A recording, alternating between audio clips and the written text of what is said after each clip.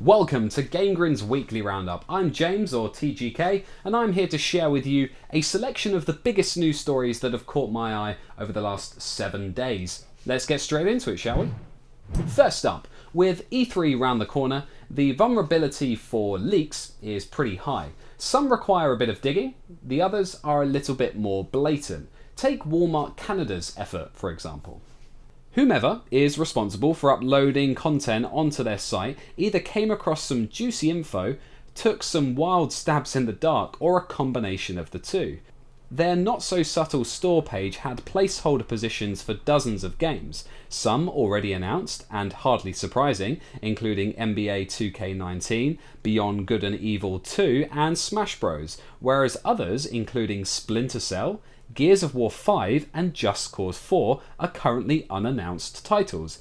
Yet inclusions like Forza Horizon 5, with the fourth in the series not even out, and Final Fantasy VII's remake apparently on Xbox One, despite Sony probably having exclusive rights to the title, seem strange inclusions for them all to be true. Yet, one company that took this apparent leak in its stride was Bethesda, and Rage 2's inclusion. They added the store's Walmart page to Rage's Twitter profile as a banner, with some slight alterations, and after cryptic images were uploaded to Bethesda's social accounts, leading to the 14th of May, a trailer for Rage 2 was leaked just hours before it was supposed to go live. So, what does it all mean? Well, firstly, that leaks are always going to happen before big events, and secondly, we can't always trust said leaks, so we've learnt nothing really. Maybe we can just all patiently wait until E3. Next up, Nintendo have finally announced some more details about how its paid subscription service will work when it goes live in September. As expected, the now dubbed Nintendo Switch Online service, original name, will require players to pay a subscription to play their favourite multiplayer games once the service goes online in September. The subscription cost is coming out at £3.49 a month or $17.99 a year for just the one membership, that's in the UK, or a £31.49 cost for an annual family membership, allowing up to 8 profiles to access the same service. Included in the price won't be the much sought after Virtual Console, but a selection of 20 NES titles specifically refined for the Switch. Some of them include multiplayer play, and some of them even have online play too. As well as this, you'll get the ability to save game files to the cloud as a backup, and exclusive member offers will also be available, but these are yet to be detailed. The library of NES games available on Nintendo Switch's online service will expand as the service matures, but one thing I don't agree with is charging players for using the cloud service, especially when there isn't any way to create a backup of your save data, even locally at the moment.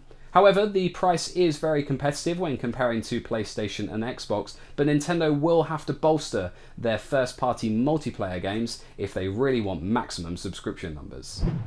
Next up, a little change to the normal proceedings, where I've brought in a feature called To Be Completed.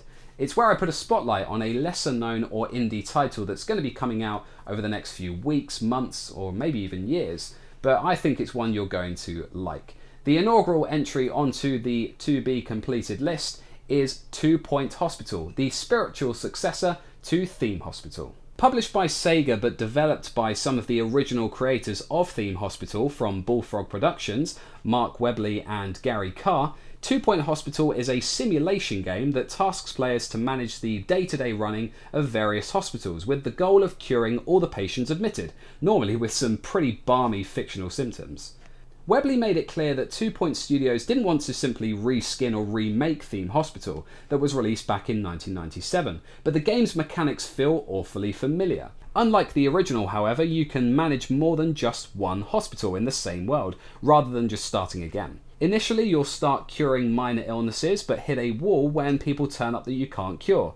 Then you'll get access to better facilities and skills at newer hospitals, so going back to reskill original staff will reap rewards overall. The similarity between 2 Point Hospital and Theme Hospital is blatant, but doesn't feel aged at all.